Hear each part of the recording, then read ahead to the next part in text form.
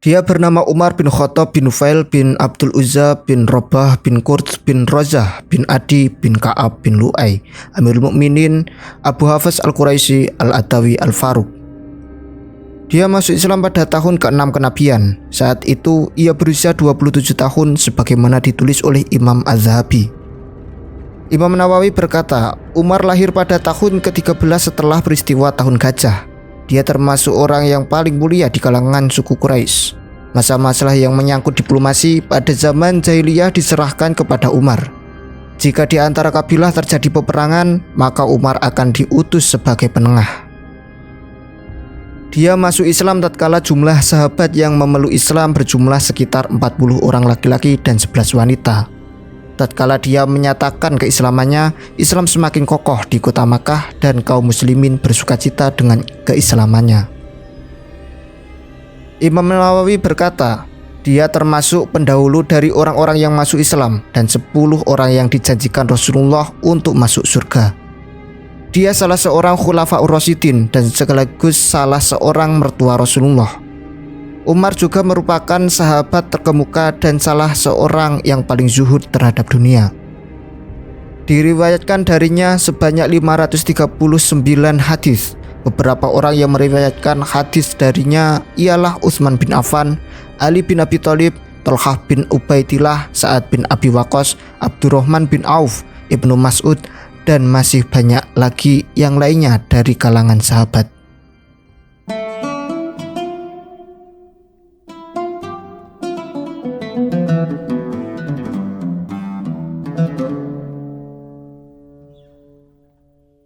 Imam Tirmidzi meriwayatkan dari Ibnu Umar bahwa Rasulullah berdoa, "Ya Allah, muliakanlah Islam dengan salah satu dari 2 orang yang engkau cintai, dengan Abu Jahal bin Hisham atau Umar bin Khattab." Al-Hakim meriwayatkan dari Ibnu Abbas bahwa Rasulullah berdoa, "Ya Allah, muliakanlah agama Islam ini dengan Umar ibnu Khattab." Ahmad meriwayatkan dari Umar, dia berkata, "Saya keluar untuk mencari di mana Rasulullah. Saya dapatkan dia telah mendahuliku datang ke masjid. Saya berdiri di belakangnya. Kemudian dia membaca awal surat Al-Haqqah. Saya merasa sangat kagum dengan ungkapan bahasa yang indah dari Al-Quran. Lalu saya berkata, demi Allah, pastilah bukan syair sebagaimana dikatakan oleh orang-orang Quraisy." Lalu Rasulullah membaca firman Allah, "Innahu laqawlu rasulin karim wa ma huwa biqauli syair qalilam ma tu'minun." Sesungguhnya Al-Quran itu adalah benar-benar wahyu Allah yang diturunkan kepada Rasul yang mulia. Dan Al-Quran itu bukanlah perkataan seorang penyair. Sedikit sekali kamu beriman kepadanya. Saat itulah Islam merasuk ke dalam kalbuku dengan kesan yang demikian dalam.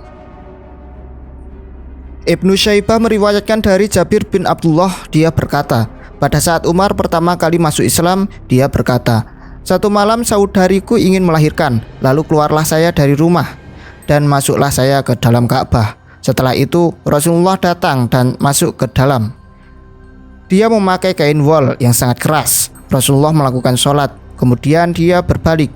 Kemudian saya mendengar sesuatu yang sama sekali tidak pernah saya dengarkan sebelumnya. Lalu dia keluar dan saya mengikutinya. Rasulullah bersabda, 'Siapa kamu?' Saya menjawab, 'Umar.' Rasulullah kembali bersabda, 'Wahai Umar, mengapa kamu sama sekali tidak pernah membiarkan aku siang dan malam?' Saya khawatir Rasulullah mendoakan jelek kepada saya. Lalu saya katakan syahadat, asyhadu alla ilaha illallah wa asyhadu annaka Muhammadar Rasulullah." Rasulullah bersabda, "Haruskah saya rahasiakan tentang keislamanmu ini, wahai Umar?" Saya menjawab, "Tidak, demi Allah yang telah mengutus dirimu dengan kebenaran. Akan saya umumkan keislaman saya sebagaimana saya menyatakan kemusyrikan saya secara terang-terangan." Ibnu Sa'ad meriwayatkan dari Abu Ya'la dan Al-Hakim serta Al-Baihaqi dalam Ad-Dalail dari Anas, dia berkata, Umar keluar dengan menyandang pedang di pundaknya. Seorang lelaki dari Bani Zuhrah bertemu dengannya di tengah jalan. Orang itu bertanya, "Kemana engkau akan pergi, wahai Umar?" Dia berkata, "Saya akan membunuh Muhammad."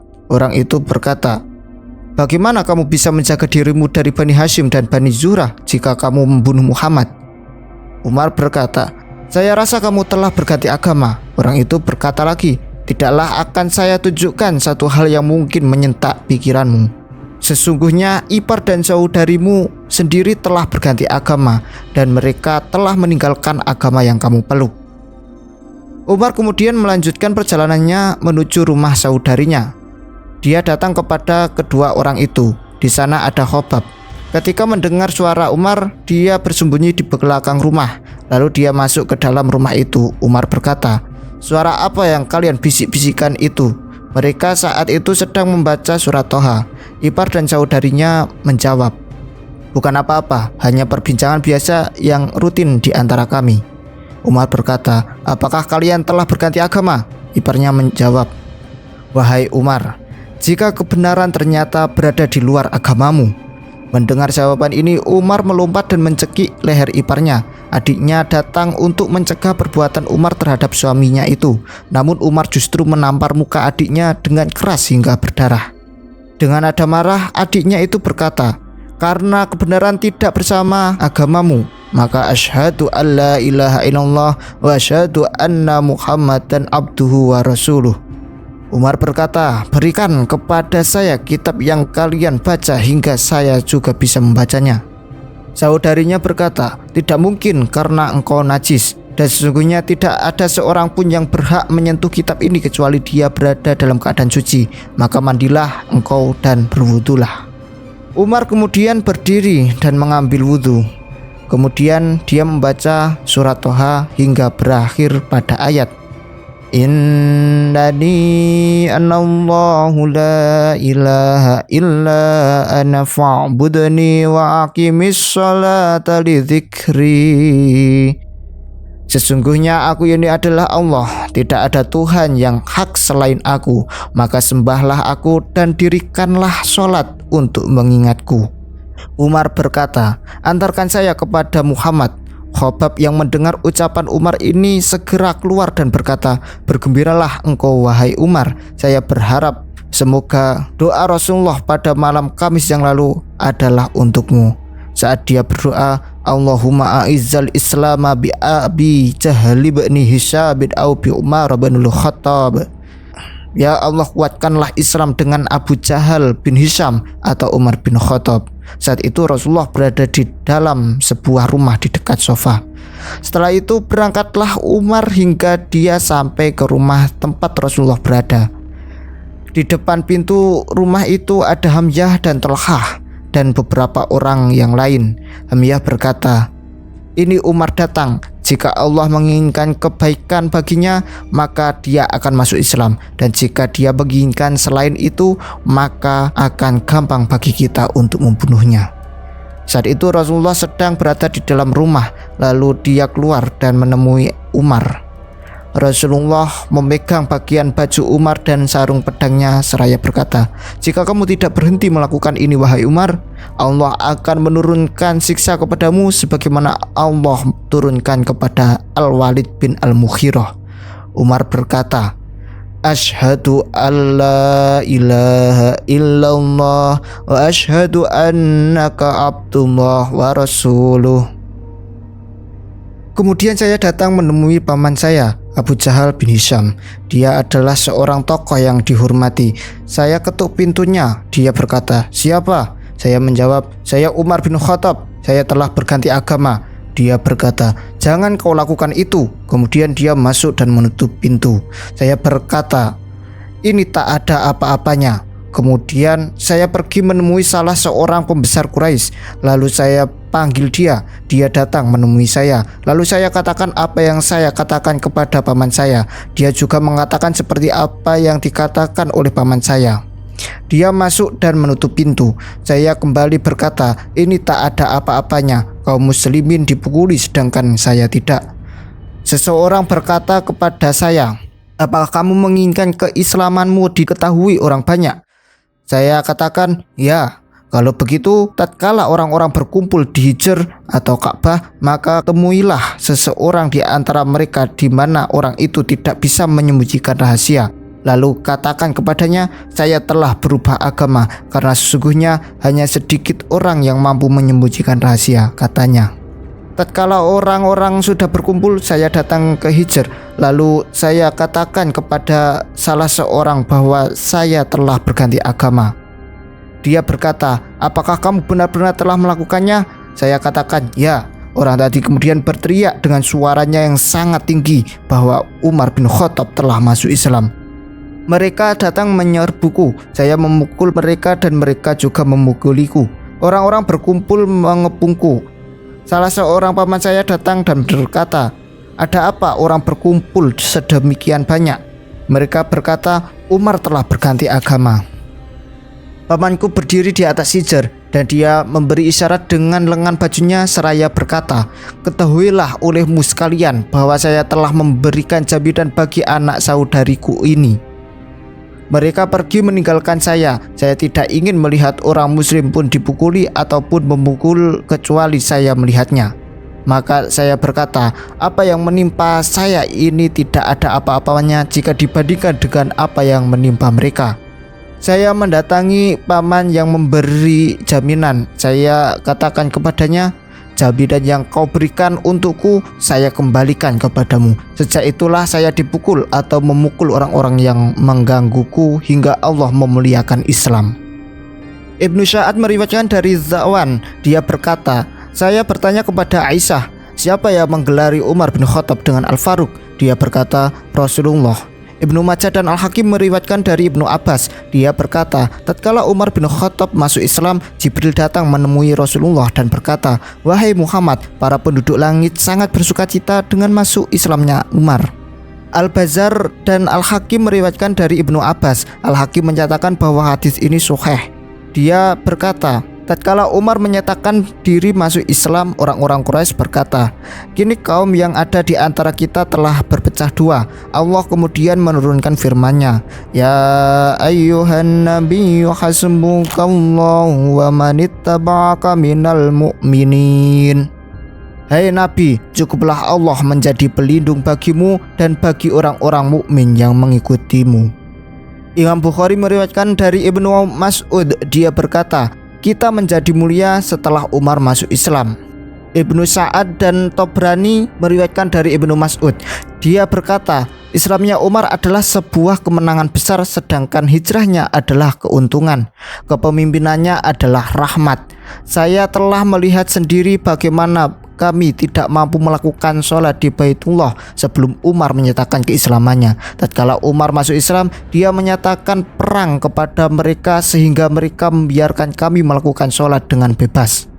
Ibnu Sa'ad dan Al-Hakim meriwayatkan dari Hudzaifah, dia berkata, tatkala Umar masuk Islam, Islam laksana laki-laki yang datang, dia semakin lama semakin dekat. Tatkala Umar dibunuh, maka Islam laksana laki yang pergi, dia semakin jauh dan semakin jauh. Atau berani dengan sanad yang hasan sahih meriwayatkan dari Ibnu Abbas, dia berkata, orang yang pertama kali menyatakan keislamannya secara terang-terangan adalah Umar.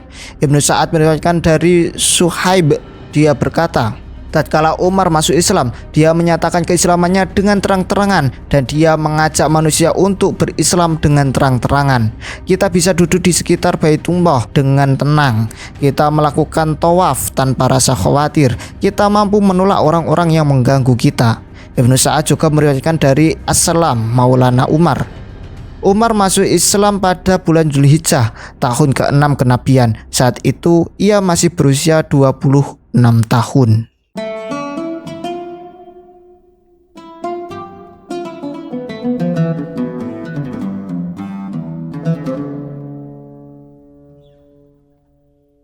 Ibnu Asakir meriwayatkan dari Ali, dia berkata, saya tidak mengenal seorang pun yang melakukan hijrah kecuali dia akan melakukan dengan cara sembunyi-sembunyi kecuali Umar bin Khattab. Saat Umar akan melakukan hijrah, dia menyandang busur panahnya. Dia mengeluarkan beberapa anak panah yang dia pegang di tangannya. Dia mendatangi Ka'bah saat orang-orang Quraisy sedang berada di halamannya. Dia melakukan tawaf selama 7 kali. Dia melakukan sholat 2 rakaat di makom Ibrahim. Kemudian dia mendatangi kelompok-kelompok orang Quraisy satu demi satu sambil berkata, "Wahai wajah yang tidak bersinar, barang siapa yang mau ibunya kehilangan anaknya dan anaknya menjadi yatim atau istri-istrinya menjadi janda, temuilah di belakang lembah itu." Namun tidak ada seorang pun yang mengikutinya. Dia juga meriwayatkan dari Al-Bara'. Dia berkata, "Orang yang datang pertama kali kepada kami dari kalangan muhajirin adalah Mus'ab bin Umair, kemudian Ibnu Ummi Maktum, lalu Umar bin Khattab dengan rombongan 20 orang yang berkendara." Kami berkata, "Apa yang sedang dilakukan Rasulullah saat ini?" Umar berkata, "Dia sedang berada di belakangku." Kemudian setelah itu Rasulullah dan Abu Bakar datang ke Madinah. Imam An-Nawawi berkata, Umar bin Khattab adalah sahabat yang mengikuti semua medan jihad bersama Rasulullah. Dia juga adalah orang yang tidak beranjak meninggalkan Rasulullah di perang Uhud.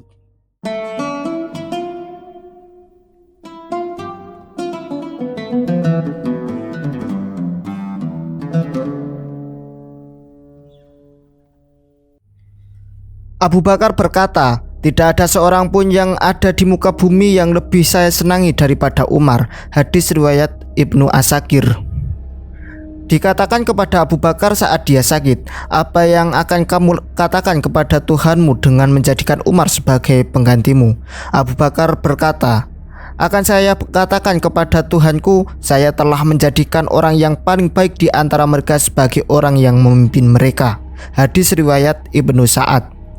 Ali berkata, "Jika disebutkan orang-orang solih, maka sebutlah Umar. Kami tidak pernah meragukan bahwa kedamaian berbicara melalui lidah Umar." Hadis riwayat atau Baradi dalam kitabnya Al-Awsat. Ibnu Umar berkata, "Saya tidak pernah melihat seorang pun setelah wafatnya Rasulullah orang yang lebih keras sikapnya dan lebih pemurah daripada Umar." Hadis riwayat Ibnu Sa'ad. Ibnu Mas'ud berkata, "Andai kata ilmu Umar diletakkan pada satu piring timbangan dan ilmu seluruh manusia diletakkan pada piringan timbangan yang lainnya, maka timbangan Umar akan jauh lebih berat." Mereka beranggapan bahwa kepergian Umar sama dengan perginya 9/10 ilmu. Hadis riwayat atau Barani dalam Al-Kabir dan Al-Hakim. Hudzaifah berkata, "Ilmu manusia itu laksana bersembunyi di otak Umar." Dia juga berkata, "Demi Allah, saya tidak mengenal seorang pun yang tidak takut terhadap cemoohan orang-orang yang mencemooh di jalan Allah selain Umar." Aisyah berkata tatkala menyebutkan tentang Umar, "Umar, demi Allah, dia adalah seorang yang sangat cerdik dan pandai yang tiada tandingannya." Muawiyah berkata, "Adapun Abu Bakar adalah seorang yang tidak memburu dunia dan dunia tidak memburunya, sedangkan Umar dunia menyukainya namun dia tidak menyukainya. Sedangkan kita pontang-panting dengan pundak kita untuk perut kita." Hadis riwayat Jubair bin Bakar dalam kitabnya Al-Muwaffaqiyah. Jabir bin Abdullah berkata, Ali datang menemui Umar yang saat itu sedang berbaring. Ali berkata, "Semoga Allah memberi rahmat kepadamu. Tidak ada seorang pun yang lebih saya sukai dengan apa yang ada di dalam sahifahnya setelah bersahabat dengan Nabi lebih dari orang yang sedang beristirahat di sini." Hadis riwayat Al-Hakim. Ibnu Mas'ud berkata, "Jika disebutkan orang-orang solih maka sebutlah Umar. Sesungguhnya Umar adalah orang yang paling mengerti tentang kitab Allah di antara kami, dan dia adalah orang yang paling faqih dalam agama Allah." Hadis riwayat Imam At-Tabarani dan Al-Hakim. Ibnu Abbas ditanya tentang Abu Bakar, maka dia berkata, "Dia laksana kebaikan secara keseluruhan." Lalu dia ditanya tentang Umar, dia berkata, "Dia laksana burung terbang yang sangat hati-hati." yang memandang bahwa seluruh jalan yang akan dia lalui adalah penuh dengan jaring-jaring perangkap. Lalu dia ditanya tentang Ali. Dia berkata, dia penuh dengan keinginan yang kuat, penuh dengan ilmu dan penuh keberanian. Riwayat ini ada dalam kitab At-Tuyuriyat. Imam At-Tabarani meriwayatkan dari Umair bin Robi'ah bahwa Umar bin Khattab berkata kepada Ka'ab al-Ahbar, "Bagaimana kau mendapati sifatku?" Ka'ab al-Ahbar berkata, "Saya dapatkan sifatmu laksana tanduk dari besi." "Apa yang kau maksud dengan tanduk dari besi itu?" tanya Umar. Ka'ab berkata, "Seorang pemimpin yang tidak gentar dengan cacian orang yang mencaci." "Lalu apalagi?" kata Umar. "Kemudian setelah kamu akan ada khalifah yang akan dibunuh oleh kelompok yang zalim," kata Ka'ab al-Ahbar. "Lalu bagaimana setelah itu?" lanjut Umar. "Setelah itu akan terjadi fitnah," kata Ka'ab al-Ahbar. Imam Ahmad dan Al-Bazzar meriwayatkan dari Ibnu Mas'ud. Dia berkata, Umar unggul atas manusia dengan 4 perkara. Pertama, disebutkannya para tawanan perang pada perang Badar. Umar saat itu memerintahkan agar para tawanan dibunuh. Maka turunlah firman Allah, "Laula kitabum minallahi sabaqa lamassakum fima akhadtum adzabun adzim." Kalau sekiranya tidak ketetapan yang telah terdahulu dari Allah, niscaya kamu ditimpa siksa yang besar karena tebusan yang kamu ambil. Kedua, tatkala disebutkan hijab dan dia menyuruh para istri Rasulullah untuk berhijab, Zainab berkata, "Kamu telah memberi beban kepada kami, wahai Ibnu Al-Khattab, padahal wahyu turun di rumah-rumah kami." Maka Allah menurunkan firman-Nya, "Wa idza sa'altumuhunna mata'an fas'aluhunna min wara'i hijab. Dzalikum adharu liqulubikum wa qulubihin."